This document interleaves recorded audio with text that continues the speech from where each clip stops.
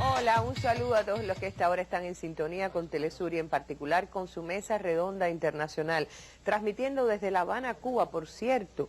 Se dice por los especialistas que este país y esta ciudad en particular estarían asociados a los orígenes de Internet. Internet cuando se puso al Pentágono a pensar en cómo armar determinadas guerras y respaldarlas con lo que hoy se conoce como ciberguerras. Bueno, no soy experta en el tema, por eso he invitado esta noche a personas que habitualmente tratan con las redes sociales y con conceptos como la ciberguerra. Y ese es el tema que vamos a poner sobre la mesa. Redes sociales y ciberguerras. Vamos a ver un material introductorio y enseguida poner a discusión este tema sobre la mesa. Acompáñenos, solo por Telesur.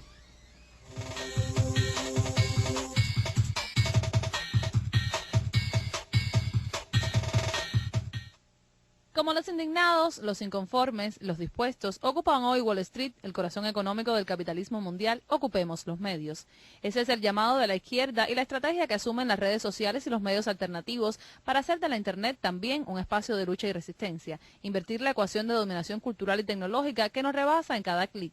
De la ciberguerra, tan real como la presencia de más de 90.000 efectivos en el cibercomando norteamericano, de lo que se trata ahora es de construir la ciberdefensa, inevitablemente armada por la articulación de los esfuerzos aislados que batallan contra la invisibilidad o la censura en la web.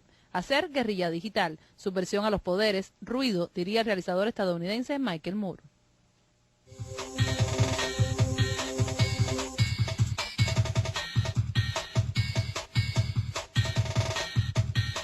Y les presento ya a nuestras invitadas e invitados de esta noche, colegas que me ayudarán a entender junto con ustedes algunas de los misterios de Internet y de las redes sociales. Rosa Miriam Elizalde, periodista, editora de Cuba Debate y además profesora bastante entrenada en la materia. Está también con nosotros Oscar Amado Solana, que es el director de una agencia alternativa como es Argenpress, que ha dado mucha batalla, es la responsable también de que se conozcan algunas de las 25 noticias más censuradas en los Estados Unidos cada año.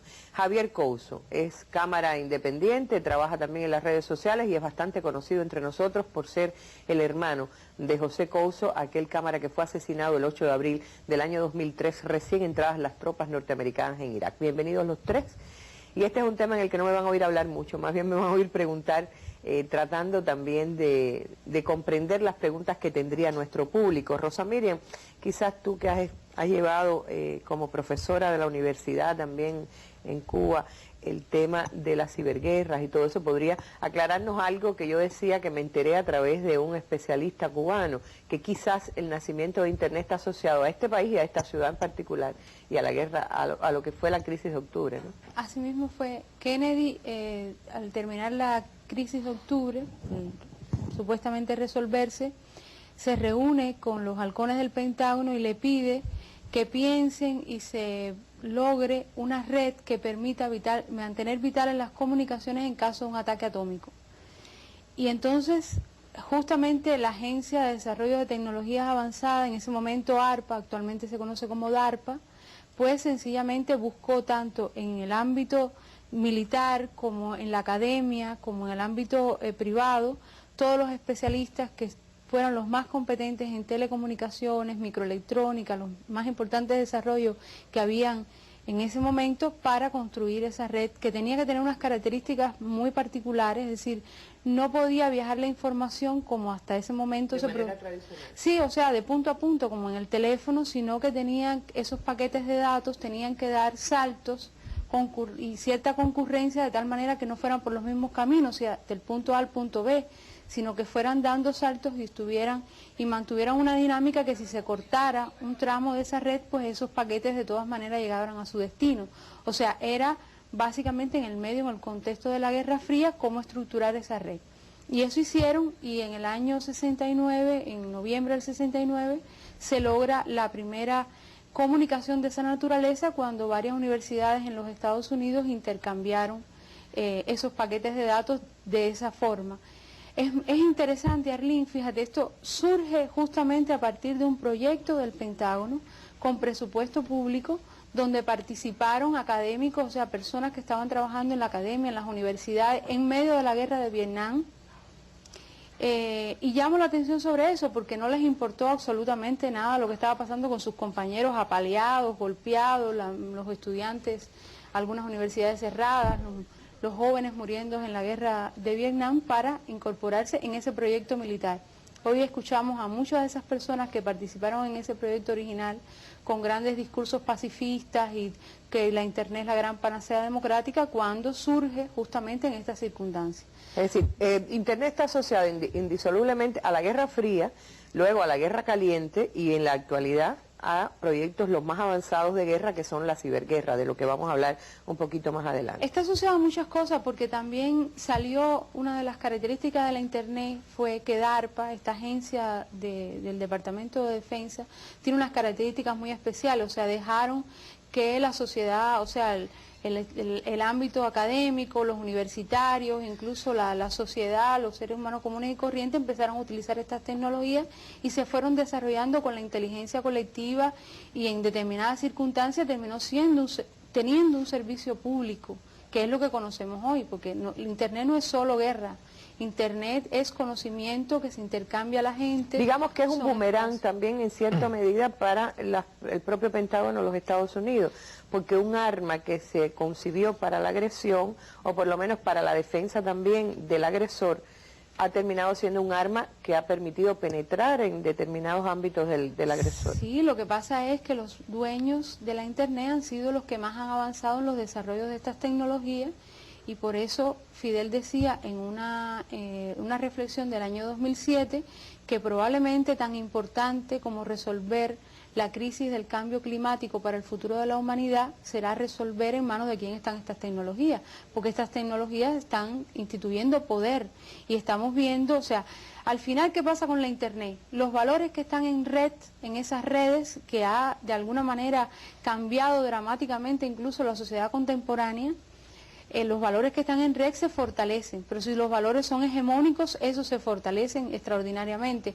De ahí la trascendencia de que los que están en contra de ese orden mundial, de esa manera en el que estemos todos enjaulados y teledirigidos por las instituciones militares, por los mecanismos de control, por la vigilancia de los dominadores del mundo, pues estemos ahí, construyamos otros proyectos, pero depende del conocimiento. Claro. Depende de que nos apoderemos de esas tecnologías. Bueno, yo sé que algunos van a acusarme de querer marcar que Cuba es el ombligo del mundo en algunas cosas, pero ciertamente estamos asociados a no pocos proyectos que tienen que ver con esa batalla.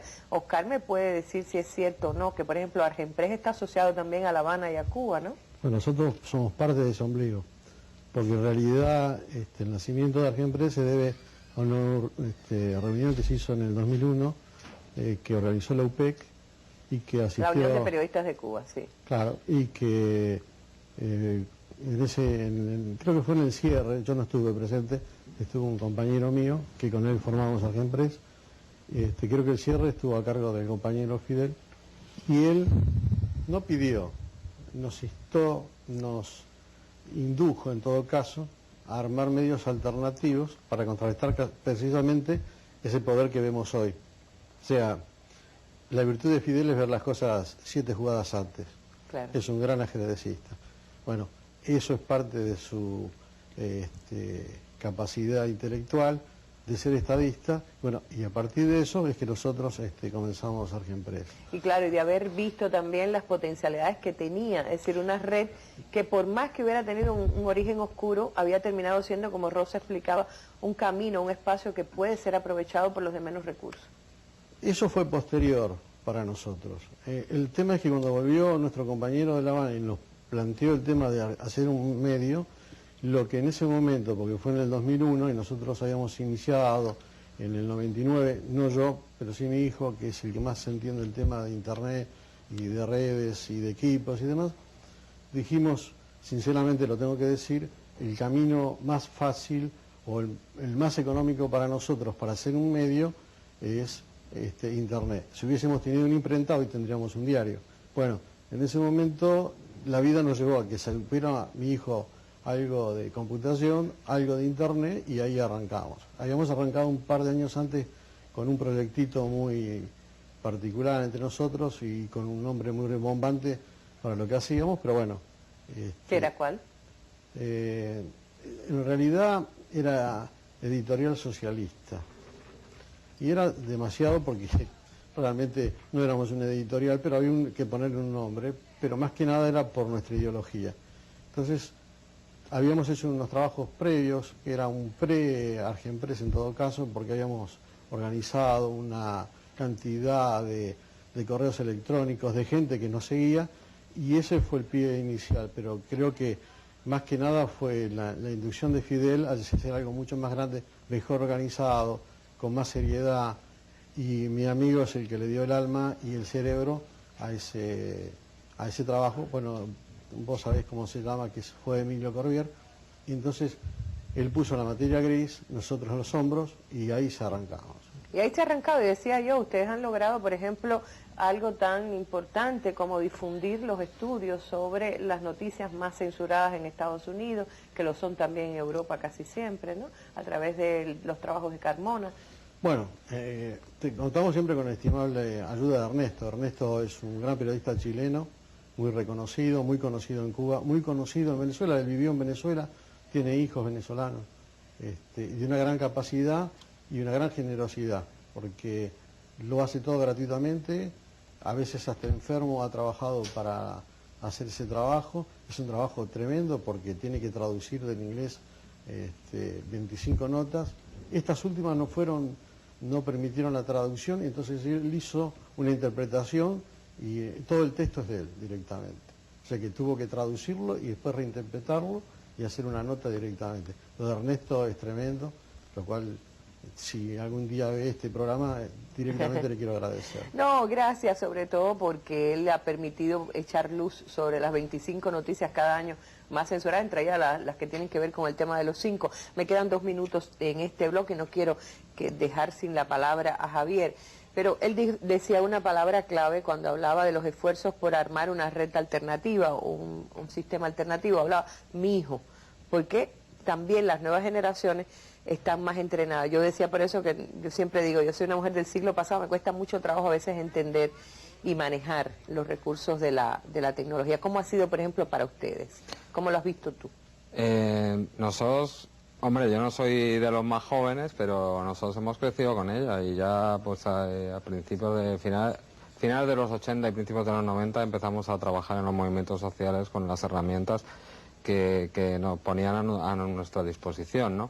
Yo creo que ellos pretendían otra cosa, ¿no? Y precisamente cómo surgen esos inventos, hablábamos antes, que parten a través de la tecnología de punta militar, ¿no? Y luego se vierten sobre la población civil. Ellos querían una red posmoderna en el sentido de banalidad, y se les ha dado la vuelta a la tortilla, porque hemos empezado esa resistencia que existe. O sea, yo siempre digo, fin de la historia que nos quisieron vender no existe, porque siempre, si no, no existiría Cuba, evidentemente, ni existiría el ALBA, ¿no?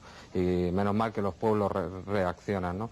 Y entonces en ese sentido nos pusimos a trabajar, y a día de hoy ellos están asustados, yo creo que están asustados, y yo he comentado últimamente las palabras tanto de Brzezinski como de Hillary Clinton, todas esas leyes con la supuesta defensa de la propiedad intelectual, pero lo que busca... Un hombre que podría estar todavía decidiendo políticas de Estados Unidos, no ya es Hillary Clinton.